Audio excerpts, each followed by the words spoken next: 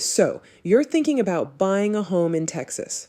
Awesome. But before you even start looking at listings, there's one really important document you need to get your head around. We're going to break down the Texas Buyer Representation Agreement, and I promise by the end of this, you'll know exactly what it is and why it's your best friend in this process. Okay, so let's get right to it. The number one question I hear is, why on earth do I have to sign this big legal contract just to see a house? And it's a fair question. The short answer is that recent rule changes in Texas make it a must-have before an agent can even show you a property. But here's the thing, and this is really important. As we're about to see, this is actually a great thing for you, the buyer. Now, this form comes straight from Texas Realtors, the official folks in the industry. And yeah, I get it. Any legal document can look a little scary, but its whole purpose, its entire reason for existing, is to protect you. So let's peel back the layers and see how it does that. Here's what we're going to cover. First, why this agreement happens right up front. Then, the huge difference between being a customer and a client, and trust me, you want to be a client. We'll walk through the ground rules, talk about the money, and make sense of the fine print, all so you can sign on the dotted line feeling totally confident. First things first, let's talk about the big picture. It's so important to think of this agreement not as a contract to buy a house, but as the document that officially hires a pro to work for you. It's basically a formal, professional handshake. This is where things get really interesting. This agreement completely changes your relationship with a real estate agent. Before you sign, you're one thing, but after you sign, you get a massive, legally significant upgrade. See, without this agreement, you're considered a customer. That sounds fine, right?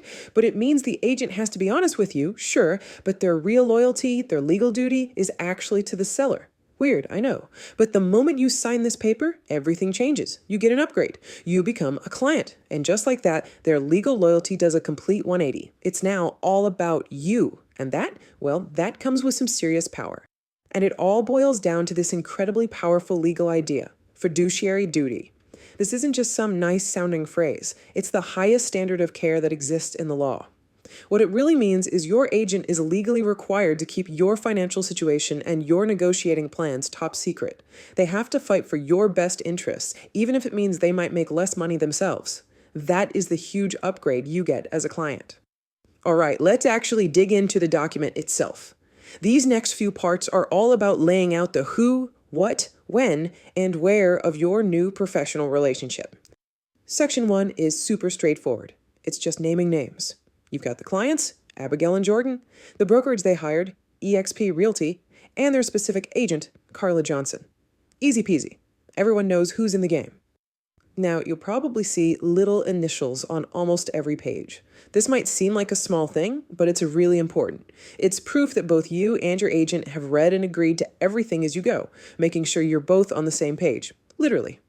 Section 4 lays out the term. That's just a fancy word for how long you'll be working together. And here's the key. This is completely negotiable. In our example, it's about 6 months, but you could do it for a couple of weeks, or hey, even just one day if that's what you need. It's all about what you're comfortable with. The market area is just what it sounds like. It focuses your agent's efforts. Here, it's the Dallas-Fort Worth area. This just makes sure your agent is spending their professional time looking exactly where you want to buy a home. Now, sections 5 and 6 lay out the promises. Think of it like a two-way street. The broker promises to work hard to find you a home and help you negotiate, and in return, you promise to work only with them. This exclusivity is what lets your agent really pour their time, money, and expertise into finding you the perfect place. All right, let's talk about the part everyone always zooms in on, how the agent gets paid. There's a lot of confusion about this, so let's make it really, really simple. Section 7A is where you'll see the fee for the broker's work, usually shown as a percentage of the sales price.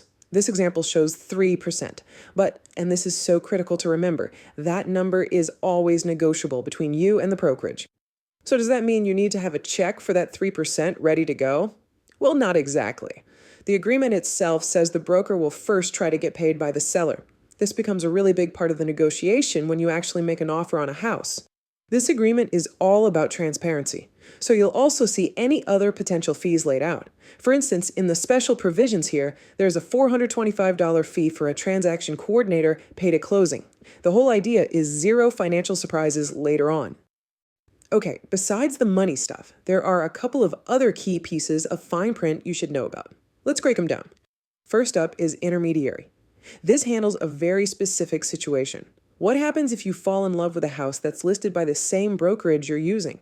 Well, Texas law allows it, but it basically turns your agent into a neutral referee. They can't give an advantage to either side. So they can't tell the seller what you're willing to pay, and they can't tell you the lowest price the seller will take. It's all designed to keep it fair. Next up is the protection period. This is all about making sure the agent gets paid for the work they did. Let's say your agreement ends, but a week later you go back and buy a house they showed you. This clause makes sure they're compensated. But, and this is a big but, check out that exception. If you go and hire a new agent and they close the deal for you, this protection period doesn't apply. Okay, so we've gone through a lot of detail. What happens now? Well, the path forward is actually super simple, and it puts all the power right in your hands. Please don't just sign it. Step 1, review it. Take a few minutes and read through all the things we just talked about. Step 2, discuss it. Ask your agent questions. A good agent will want you to be totally comfortable.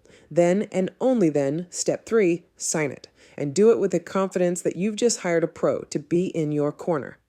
Really think of this agreement as the starting gun for your partnership. It's the foundation. But your agent's job is really just getting started. Now, they're your guide for all the next crucial steps, like making sure you get a thorough, professional home inspection to protect that huge investment you're about to make. So, at the end of the day, this document isn't something to be afraid of at all. It's not a restriction, it's your empowerment. It's the piece of paper that officially turns a real estate agent into your personal, professional champion, someone who is legally, ethically, and professionally bound to fight for your best interests in what is probably one of the biggest investments of your life. Now that is a pretty powerful way to kick off your home search, don't you think?